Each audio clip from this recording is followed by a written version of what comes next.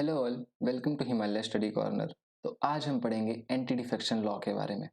तो जैसे कि हमने पढ़ा था, एंटी डिफेक्शन लॉ जो है वो शेड्यूल 10 में ऐड किया गया है bye 52nd constitutional amendment act 1985। तो इसमें क्या था कि इसमें हमने देखा था कि जो स्टेट लेजिस्लेचर या पार्लियामेंट के जो मेंबर है उनकी डिस्क्वालिफिकेशन के बारे में इसमें लिखा गया था कि कौन कौन से ग्राउंड के ऊपर इसकी डिस्क्वालिफिकेशन हो सकती है। तो इसमें ऐसा था कि अगर कोई मेंबर है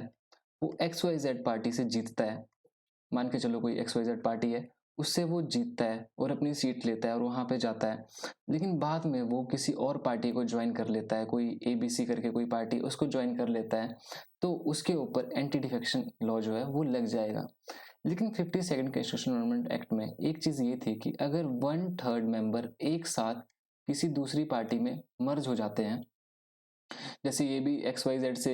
थे मेंबर और बाद में ए बी सी जो पार्टी थी कोई, उसमें जाके ये ज्वाइन कर लेते हैं, तो इनके ऊपर एंटी डिफेक्शन लॉ नहीं लगेगा। लेकिन जब 91st अमेंडमेंट एक्ट आया 2003 में, तो इसमें एक चेंज किया गया, जो कि इसमें चेंज किया था इन्होंने इन्होंने 1/3 को डिलीट कर दिया और इन्होंने यहाँ पे ऐड किया कि 2/3 मेंबर अगर एक साथ किसी पार्टी में मर्ज कर जाते हैं तो उनके ऊपर एंटी डिफेक्शन लॉ जो होगा वो नहीं लगेगा। तो देखो, एंटी डिफेक्शन लॉ जो था इसके बारे में यहाँ से फैक्चुअल इंफॉर्मेशन ये बन सकती है कि कौन से स्केड्यूल में है, कौन से अमेंडमेंट में इसको ऐड किया गया था, तो वो थी 52nd अमेंडमेंट एक्ट। और इसमें कितने मेंबर्स को एक साथ मर्ज करने पर जो था वो एंटी डिफेक्शन लॉ नहीं लग सकता था, तो वो था 1/3 मेंबर अगर एक साथ मर्ज हो जाते हैं किसी अलग पार्टी में, तो उनके ऊपर एंटी डिफेक्शन लॉ जो था वो नहीं लगना था। लेकिन 91st अमेंडमेंट एक्ट जब आया 2003 में, तो उसमें ये चेंज कर दिया था कि 2/3 मेंबर जो थे अगर वो एक साथ मर्ज करते हैं तो उनके ऊपर एंटी डिफेक्शन लॉ जो था वो नहीं लगेगा,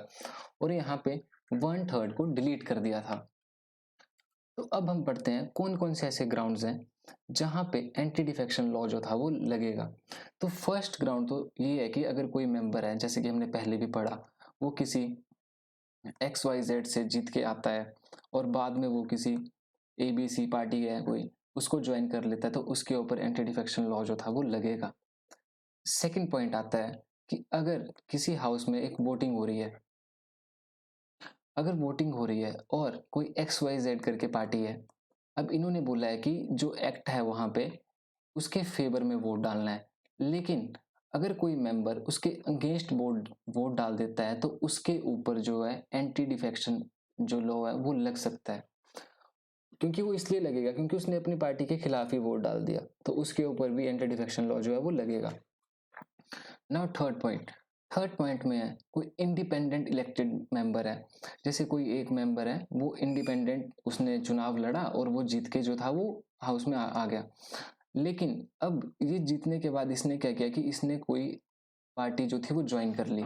तो इसके ऊपर भी एंटी डिफेक्शन लॉ लग जाएगा, क्योंकि ये तो इंडिपेंडेंट जीता था, बाद में इसने पार्टी ज्वाइन कर ली, तो ऐसा नहीं हो सकता, इसलिए इसके ऊपर एंटी डिफेक्शन लॉ लग जाएगा। और इसको जो ये इंडिपेंडेंट जीत के आते हैं, इनको अपने 5 साल के टेन्योर में या जितने साल का भी इनका टेन्योर है उसके तहत इनको इंडिपेंडेंट ही रहना पड़ता है, ये किसी भी पॉलिटिकल पार्टी को ज्वाइन नहीं कर सकते हैं।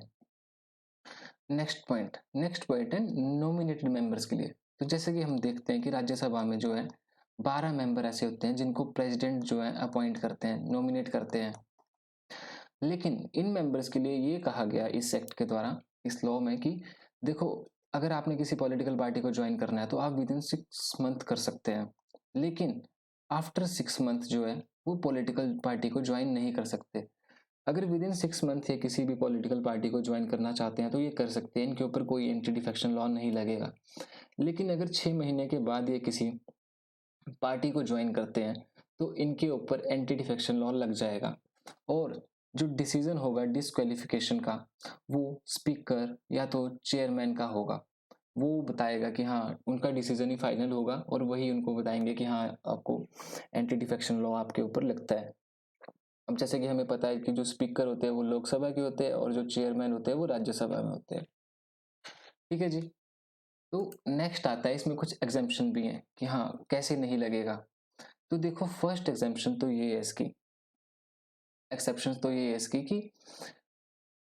अगर जैसा हमने पढ़ा कि जो 52nd कॉन्स्टिट्यूशन अमेंडमेंट एक्ट था उसमें तो ये लिखा गया था कि 1/3 को अगर एक साथ मर्ज करते हैं तो उनके ऊपर नहीं लगेगा। लेकिन जैसा कि हमने पढ़ा कि इसको तो 91st अमेंडमेंट जब एक्ट आया उसमें इसको डिलीट कर दिया था। लेकिन 91st अमेंडमेंट एक्ट में अब ये कहा गया कि जो 2/3 मेंबर हैं वो एक साथ मर्ज करेंगे तो उनके ऊपर नहीं लगेगा। ठीक है जी, तो इसमें ये कहा गया, फर्स्ट पॉइंट तो ये होता है। अब सेकंड पॉइंट में ये कहा गया कि जो प्रिजाइडिंग ऑफिसर है हाउस का, जैसे कि जो लोकसभा होती है उसका स्पीकर होता है और जो राज्यसभा होती है उसका चेयरमैन होता है। अगर कोई प्रिजाइडिंग ऑफिसर है, जब वो स्पीकर या चेयरमैन बन जाता है उसके बाद अगर वो अपनी पॉलिटिकल पार्टी को रिजाइन कर देते हैं, अगर ये रिजाइन कर देंगे अपनी पॉलिटिकल पार्टी को, जब तक ये स्पीकर या चेयरमैन की पोस्ट पे बैठे हैं तब तक इनके ऊपर एंटी डिफेक्शन लॉ नहीं लगेगा। बाद में वो जब उनकी स्पीकर की जो टेन्योर होगा वो खत्म हो जाएगा तो वो अपनी पॉलिटिकल पार्टी को फिर से ज्वाइन कर सकते हैं, इनके ऊपर कोई ऐसा एंटी डिफेक्शन लॉ नहीं लगेगा। अब हमने यही देखा कि 10th शेड्यूल में जो था वो 91st अमेंडमेंट एक्ट में ऐड किया गया था, जो कि हमने पहले भी पढ़ा कि 2/3 मेंबर जो थे वो मर्ज हो सकते हैं एक साथ, और यहाँ पे 1/3 को डिलीट कर दिया था। तो ये सारी एक्सेप्शंस हैं। नेक्स्ट आता है डिसाइडिंग अथॉरिटी कौन है, कि कौन डिसाइड करेगा कि हाँ आपके ऊपर एंटी डिफेक्शन लॉ लगा या नहीं लगा। तो फर्स्ट पॉइंट तो इसका ये है कि जो प्रिजाइडिंग ऑफिसर होगा, जैसे कि लोकसभा में स्पीकर होगा और राज्यसभा में होगा चेयरमैन, ये डिसाइड करेंगे कि एंटी डिफेक्शन जो लॉ है वो लगेगा कि नहीं लगेगा। लेकिन एक केस आता है कि होतो हुलोहन केस 1993 में, इसने यहाँ पे सुप्रीम कोर्ट ने ये कहा कि ठीक है आप डिस्क्वालीफाई तो उसको कर सकते हो, लेकिन ये जो था अनकॉन्स्टिट्यूशनल कर दिया इसने सुप्रीम कोर्ट ने। और सुप्रीम कोर्ट ने यह कहा कि अगर आप किसी को ऐसा ऑर्डर देते हो एंटी डिफेक्शन लॉ का, तो उस चीज को सुप्रीम कोर्ट या हाई कोर्ट में चैलेंज किया जा सकता है, मतलब उसके ऊपर जुडिशियल रिव्यू हो सकता है। लेकिन सुप्रीम कोर्ट ने यहाँ ये भी कहा कि जो प्रिजाइडिंग ऑफिसर है वो एज अ ट्रिब्यूनल काम करेगा वहाँ पे, जैसे ट्रिब्यूनल कोर्ट्स होते हैं हमारे, और अगर प्रिजाइडिंग ऑफिसर ने मतलब जैसे कि एज ए ट्रिब्यूनल काम कर रहा है तो यहाँ पे इसने कोई एक ऑर्डर पास किया कि हाँ ठीक है आपके ऊपर ऐसा ऐसा एंटी डिफेक्शन लॉ जो है वो लगेगा, लेकिन इस ऑर्डर को आप हाई कोर्ट में चैलेंज कर सकते हो, और अगर यहाँ से भी नहीं लगता है आपको कि नहीं, तो फिर सुप्रीम कोर्ट में आप इसको चैलेंज कर सकते हो। तो 1993 एक्ट जो 1993 में जो केस आया था कि हो तो होलोहन केस, तो यहाँ से सुप्रीम कोर्ट ने अपनी ये वर्डिक्ट दी थी। सुप्रीम कोर्ट ने उसको अनकॉन्स्टिट्यूशनल ये कर दिया था, डिक्लेयर कर दिया था, और सुप्रीम कोर्ट ने ये कहा कि जुडिशियल रिव्यू हो सकता है, और जो प्रिजाइडिंग ऑफिसर होगा किसी भी हाउस का, चाहे स्टेट लेजिस्लेचर है चाहे पार्लियामेंट है सेंटर है, तो उनको क्वेश्चन कर सकते हैं, उनके और जो उनका जो ऑर्डर होगा उसको क्वेश्चन कर सकते हैं, और वो एज ए ट्रिब्यूनल काम करेंगे। क्योंकि देखो होता है ऐसा है कि जो प्रिजाइडिंग ऑफिसर्स होते हैं उनको न्यूट्रल रहने के लिए कहा जाता है, क्योंकि होते तो वो किसी एक पार्टी के ही हैं। जो शायद ऐसा हो सकता है कि जैसे XYZ करके कोई पार्टी है, वो उनकी इस वक्त पार्टी बनी है, मेजोरिटी में वो पार्टी है, तो वो अपने स्पीकर रखेंगे वहां पे। लेकिन उनको ये कहा जाता है कि जो स्पीकर होते हैं या चेयरमैन होते हैं या प्रेसिडिंग ऑफिसर बोल सकते हैं हम उनको, कि आप ऐसे न्यूट्रल काम करोगे। लेकिन अगर कोई प्रेसिडिंग ऑफिसर न्यूट्रल होकर अपना काम नहीं करता है और वो कोई एक ऑर्डर दे देता है तो उसको हम हाई कोर्ट में चैलेंज कर सकते हैं। तो यहाँ पे सुप्रीम कोर्ट ने ये वर्डिक्ट दी थी अपने। अब नेक्स्ट आता है रूल मेकिंग पावर, कि कौन रूल बनाएगा। तो देखो रूल ऐसे बनते हैं, जैसे जो प्रिजाइडिंग ऑफिसर होता है वो रूल बनाते हैं अंडर 10th शेड्यूल, और उस रूल को वो 30 दिन तक किसी हाउस में रखेंगे। जैसे मान के चलो कि लोकसभा के स्पीकर ने रूल बनाना स्टार्ट किया तो वो 30 दिन तक वहां पे रहेगा, और 30 दिन तक उसके ऊपर मतलब बहस वगैरह चलेगी, वो बहस वगैरह करेंगे उसके ऊपर कौन सी चीज़ें मॉडिफाई करनी है, कौन सी अप्रूव करनी है, कौन सी डिसअप्रूव करनी है। अब देखो होता क्या है कि जब एक बार रूल बन जाता है तो अगर उसके बाद कोई एक मेंबर जो है, जैसे कोई एक मेंबर है इसने पहले अप्रूव कर दिया कि ठीक है जी हाँ हमने सभी ने मिलकर रूल बना दिया, लेकिन अब ये मेंबर जो है ये मेंबर इस रूल को नहीं मानता है, तो इसके ऊपर प्रिजाइडिंग ऑफिसर जो है वो एक्शन ले सकता है। कि पहले तो क्योंकि अब देखो जब कोई रूल बनता है तब उसको इनमें यहाँ पे जो रूल मेकिंग पावर है यहाँ पे बिल्कुल सिंपल लिखा गया है कि प्रिजाइडिंग ऑफिसर जो होगा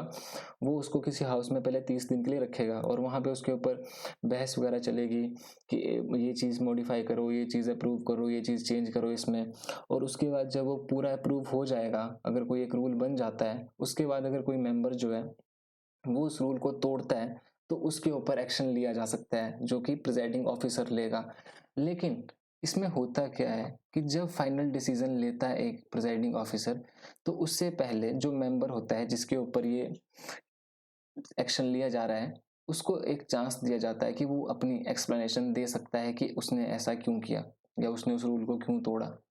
तो इसमें ये चीज़ भी लिखी गई है और लास्ट में इसमें ये भी लिखा गया है कि अगर ऐसा होता है कि प्रिजाइडिंग ऑफिसर जो होता है वो एक कमेटी भी बिठा सकता है इंक्वायरी के लिए,